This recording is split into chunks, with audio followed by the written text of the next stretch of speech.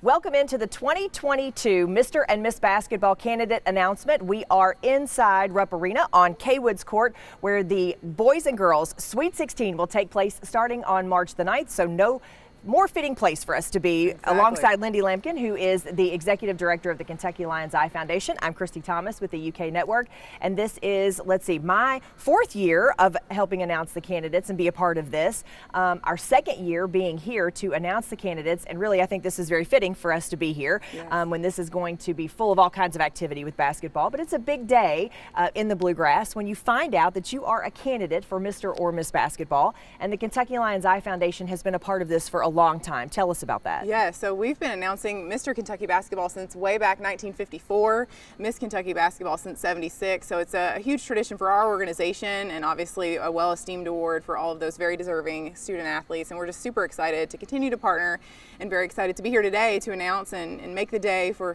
all of these very deserving athletes here in a few minutes. Well, I'll tell you what else we're excited about is the fact that this is going to actually, for the first time in 2 years, be a live event. Yes. We are going to actually get to be in person with the candidates, which is going to be great. That'll happen here in Lexington, and we'll tell you all about that here in just a few minutes. But this is a fundraiser for the Kentucky Lions Eye Foundation, and it's a big one. This is really, really important to what you do and what your organization is all about. Absolutely, yeah. So this event not only raises awareness about the work that we do, but it also raises funds for our program. So our mission is to provide vision services through education, detection, treatment, empowerment, and we really look to be a resource and service to those across the state of Kentucky, from Paducah to Pikeville.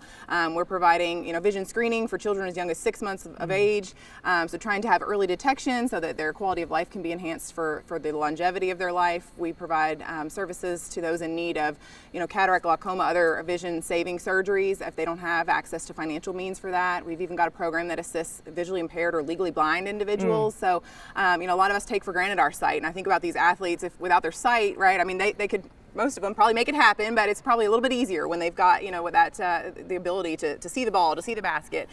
So our organization really does thrive on serving others, but it's made possible thanks to generosity of people that support this event and our cause, so we really appreciate it. I think every year I am completely blown away by the number of people that you all touch and you help, and the number of lives that are helped. Tell us about that. It's remarkable what you do. Yeah, and so pre-COVID, obviously the world has changed. Yes. These last 2 years, like you said, our event's been virtual. We've weathered the times. We've continued to support people where and how we can, but in normal years before COVID impacts, we were serving 40,000 individuals across the state of Kentucky, all free of charge. And I think that's such a huge thing. Yes. I mean, and for an organization to continue to say yes and never cost, or never charge a penny for the services, I think it's a testament to our supporters and the impact that they're helping make possible through events like this, but also our donors who just, might have lost a loved one and they make a gift in their memory. So keeping their legacy alive, I think is really exciting to me and to our team. And so, just to continue to impact thousands of lives. We hope we'll get back to, kind of those huge numbers, but what I always like to remind our team and our supporters is it's actual people. Yeah. So if you think about this arena filled with spectators at a huge, basketball game or at these tournaments that are coming up here soon, think about each one of those being a person that's been impacted by our programs. And to me, that really starts to make those numbers into actual, conceptual people. It might be your neighbor that you didn't realize, their child had a vision impairment. And so through our vision screening at their preschool, they're now able to know how to treat that and to bring back that quality of life. Their vision impacts all of the other cognitive, behavioral, and social aspects of their life too. So I think it's really exciting, and we're just grateful for the event that helps raise awareness of what we're doing. Yeah, raising awareness, raising funds, that's really what this is all about, along with, as you mentioned, recognizing some of the best high school basketball players in the state of Kentucky. So it's really kind of a marriage that works and is really so good. So Yes. Lindy, thank you and your organization for all you do to really push this and make this happen for these athletes and make this something really, really worthwhile for exactly what you're saying. Eyesight is really something that we do take for granted, so thank you for everything that you're doing. Absolutely, and we thank you for appreciate it. partnering, and thanks for helping make this day special. We've got lots of great things coming up here in the next few minutes. Yeah, so thank you absolutely. again. All right, so we're going to come back in just a bit and tell you how the candidates are selected. It's not an easy process, trust me, but we're going to tell you a little bit about that when we come back.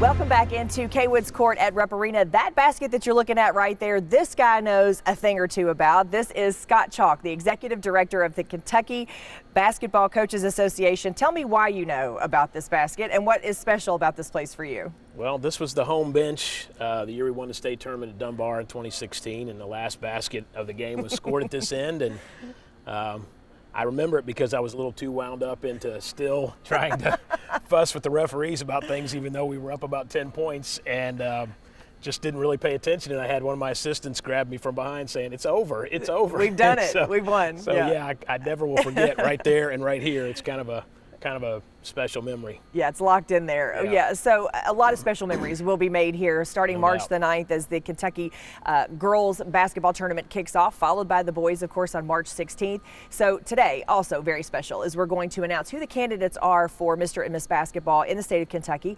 And this is quite a process. You are very, very involved in this process. So tell us a little bit about how these candidates are selected. Yeah, the process that we've kind of developed with the Lions Club over the years, the last few years in particular, is we have our player of the year from each region, and we have voting for that among our coaches from all the regions, and they vote for the best senior player of the year.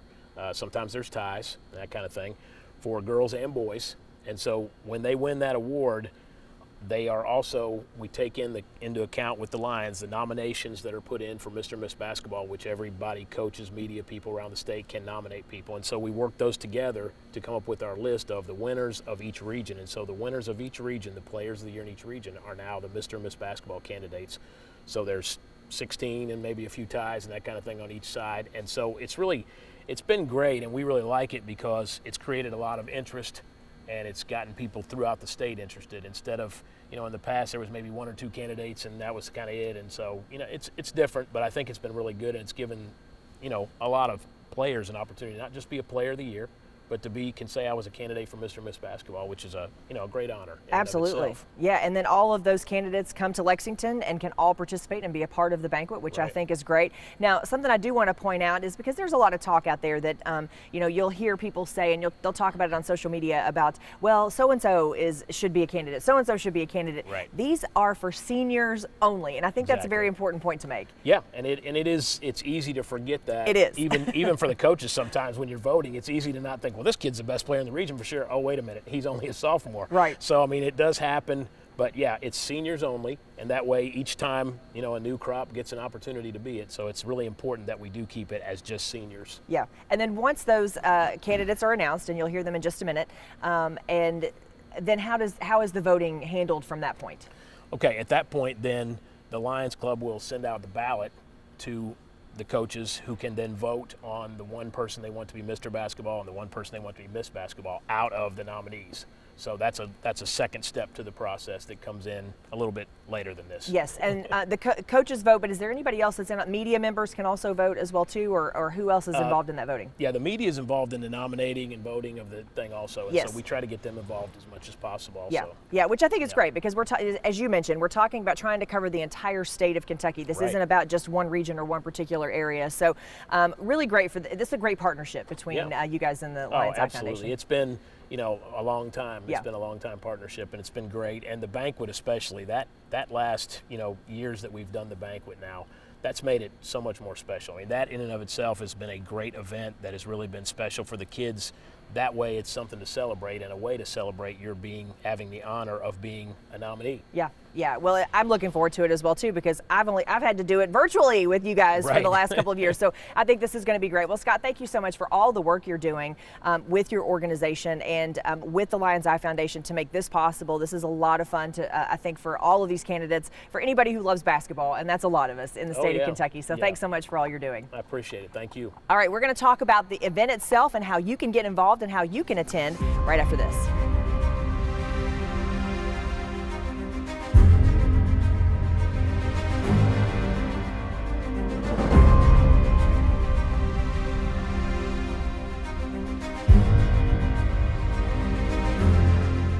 The Bill Kitely Mr. Wildcat Award will be given out at the award ceremony for Mr. and Miss Basketball on March the 20th, which will be live and in person finally after a 2-year hiatus. And someone who knows a thing or two about that and is here to tell us all about it is Jennifer Hunt. She is the communications coordinator for the KLEF. Jennifer, we are so excited to have this thing back. Listen, virtual was great and lots of people got to see the last 2 years, but to have everybody in a room together, really, there's nothing quite like it. Yeah, we're so excited to be back. Have over 500 people in one room celebrating over 50 student athletes throughout the state. I'm just excited to be back in the Griffin Gate and get things going. We're planning to be there back in 2020, and we all know how that turned out, but 2022 is going to be much better, and glad to have you with us as well. Well, I have to give you all big props because you all really outdid yourselves the last 2 years trying to still make this a really great event. You partnered with Prep Spin, which was genius, and then we're really able to bring this to people in a way that you've never been able to before. So tell us about tickets, because number one, we expect this to be a sellout. We expect people to, so don't wait to get your tickets, do it, or you will be on the outside looking in. And then you also have a new way for people to be able to watch as well. So tell us about those two things. Right, so all of our ticket options are available on our website, mrandmisskybasketball.com. Go there to see the in-person tickets as well as our virtual tickets, which, as you mentioned, William with Prep Spin is helping us to stream the event for people that are not able to travel or who are not wanting to come be in a crowd yet, so that they can watch it from the comfort of their home and see all of everything that's going on. Yeah, I think that's great. I mean, there could be some grandparents out there or some family members, aunts, uncles, cousins, even teammates that would want to come but can't or are not going to be able to be there. So this is a great option. So we love that you guys are doing that as well too. So another thing that's going to be happening in conjunction with everything that's going on is an online auction. So tell us how people can get involved in that. Right. So starting the Monday, the week of the event on March 14th, we're going to have an online auction. Go to our website again for more details and get on there, and bidding starts that Monday. Bidding will end at 8 p.m. that evening, the night of the event. And just bid away, and all of the money goes to support our foundation and all of the work that our Lions do throughout the state. Yeah, and I have to tell you, Jennifer, I love the timing of this because you all are having this right on the heels of the Boys Sweet 16. So after a champion is crowned on Sunday, this event is happening, and you guys have never done that before. Right, yep, we're excited. We used to do this always right before the Boys Sweet 16, so we're kind of getting to the end of it, but I think the excitement is still there, and for anybody who is in town that weekend and wanted to stay, we do have a discounted room rate available, so just go on mrandmisskybasketball.com and you can find that information there. Yeah, everything that you need to know is on the website. Also on your Facebook page. You guys do a great job of really giving out information on your Facebook page as well too, but I'll tell you this, don't wait to get tickets, right? I mean, do it. Yep. We're having a smaller crowd than we have in the past, just because of COVID and trying to distance people a little bit. So we expect tickets to sell out pretty quick. So yes, get on so it. Don't wait. That's right. Get your tickets. All right, Jennifer, good luck with the event. I cannot wait to be with you guys and be a part of this in person and live. And we want you guys there with us as well. So make sure you go to the website and get your tickets. All right. So we are, when we come back, going to show you and announce the candidates for Mr. and Miss Basketball in Kentucky.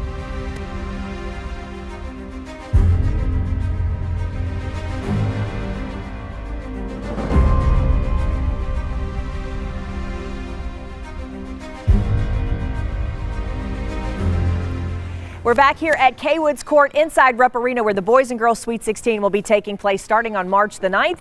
And the time we have all been waiting for, we are going to announce the candidates for Mr. and Miss Basketball in the state of Kentucky. Of course, we're going to start with the ladies. Ladies first, no doubt, and we want to say congratulations to all of you guys. And we're going to start with Region 1 going through Region 16. So without further ado, our first candidate, Region 1 candidate and KABC Player of the Year is Hallie Lange from Marshall County. She's been averaging 15 points and 8 rebounds a game for the Lady Marshalls. Our candidate and KABC Player of the Year from Region 2 is Cameron LaGrange from Madisonville North Hopkins. She's averaging about 78% from the charity stripe, pulling down about 8 rebounds a game. Our Region 3 candidate and KABC Player of the Year, Isabel Grimes from Breckenridge County. She's a guard for the Lady Tigers, averaging 18 points per game this season. Our candidate and KABC Player of the Year for Region 4. Congratulations to Raven Ennis, a forward guard from Barron County. She's only one of 2 seniors on her team. She leads the team in scoring and rebounding this season at 12 points and 6 boards. From Region 5, our candidate and KABC Player of the Year is Monica Lindsay, who's a guard at Central Hardin. She's been averaging 18 points a game for her team with 6 boards. Our candidate and KABC Player of the Year out of Region 6 is Bullitt East's Gracie Merkel. As a center, she's been pulling down almost 10 rebounds per ball game and averaging 17 points a game. Out of Region 7, congratulations to our co-candidate and KABC Player of the Year, Josie Gilvin out of Sacred Heart Academy.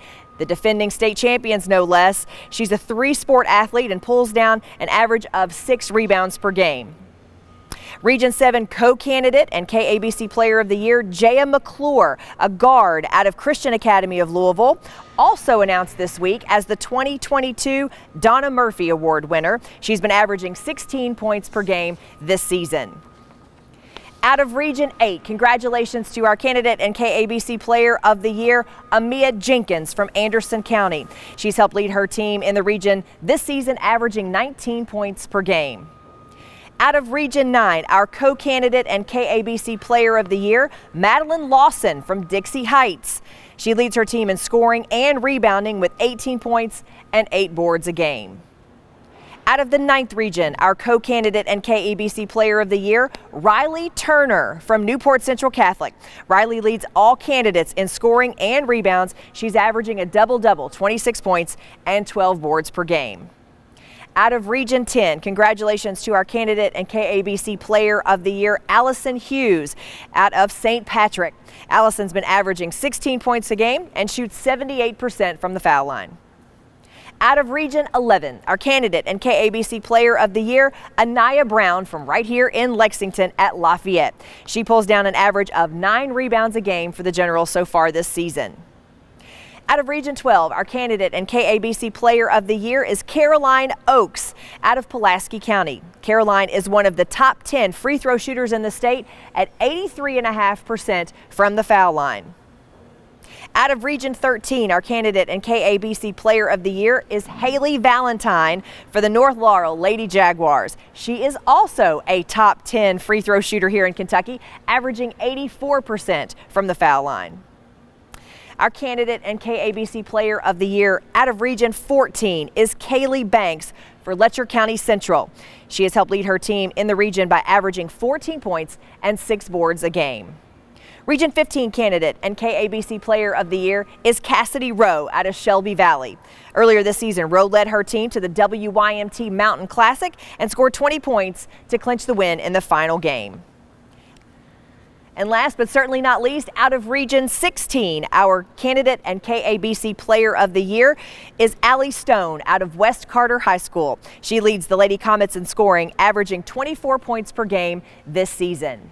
Congratulations to all of our candidates. So let's take one last look at all of our candidates and KABC Players of the Year for Regions 1 through 16.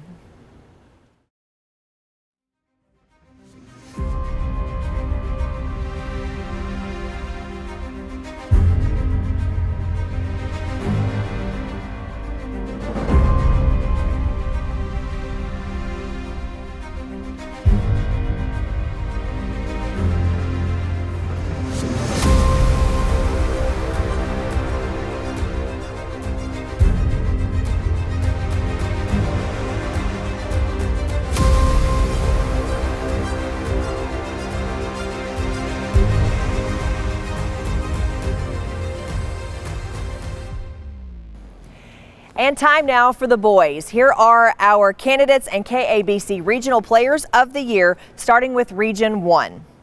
Our Region 1 KABC Player of the Year is Brant Brower, a guard at McCracken County High School, averaging 15 points and 6 rebounds per game.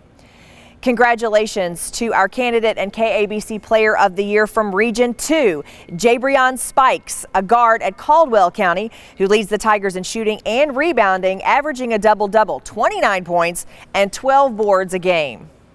Out of Region 3, our candidate and KABC Player of the Year is Trey Lovell, a guard from Muhlenberg County. Leads his team in scoring this season, averaging 12 points per game.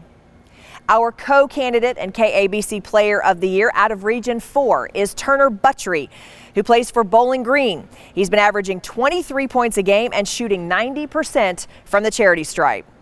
Also, our co-candidate and KABC Player of the Year out of Region 4 is Cade Stinnett. He plays for the Greenwood Gators, averaging 20 points and 6 boards a game. Out of the 5th region, my hometown, Campbellsville has Jay Wilburn as their KABC Player of the Year. He leads his team this season with an impressive average of 13 rebounds a game.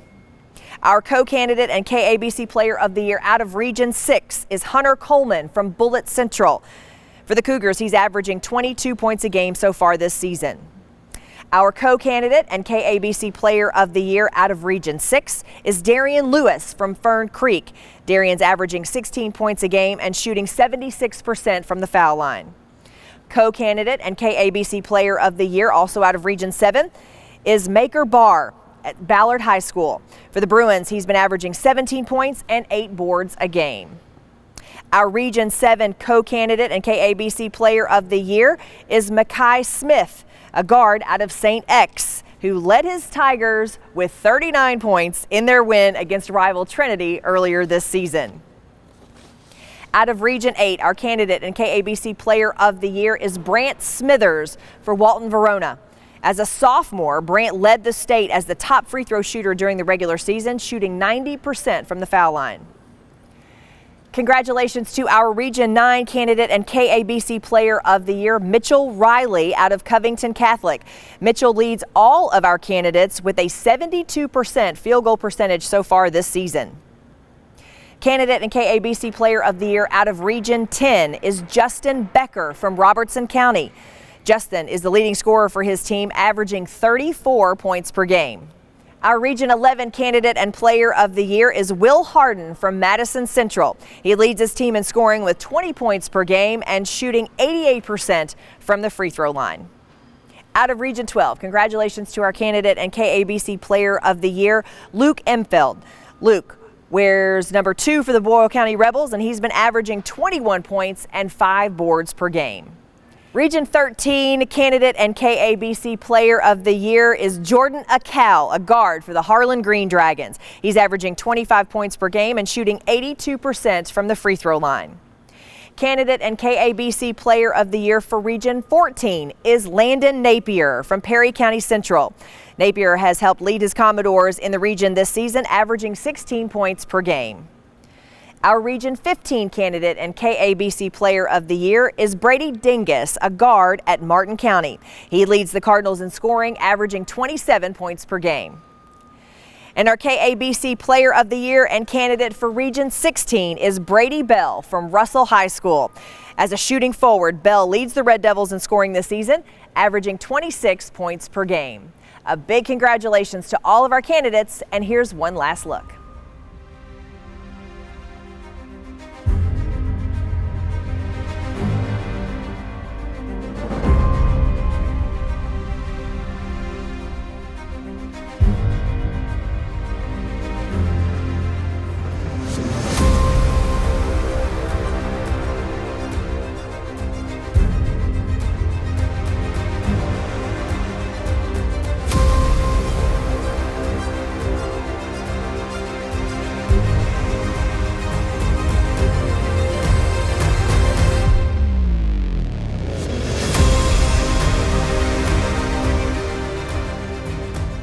Congratulations to all of our candidates, and we want to say a big thank you to all of our sponsors: Community Trust Bank, Louisville Downtown Lions Club, Morgan Stanley, Larry Pusateri, UK Healthcare Advanced Eye Care, the Kentucky Circuit Clerks Trust for Life, Lexington Lions Club, Wyatt, Tarrant and Combs, Strothman and Company, Balfour, Prep Spin, the Kentucky High School Athletic Association, Dr. Mark and Cindy Lynn, who are in the Kentucky High School Basketball Hall of Fame, and the Kentucky Association of Basketball Coaches. We also want to say a big thank you to Rupp Arena for allowing us to come in here and bring this message to you today. We can't wait to see all of you guys on March the 20th at the Marriott Griffin Gate here in Lexington. Congratulations to all of our candidates.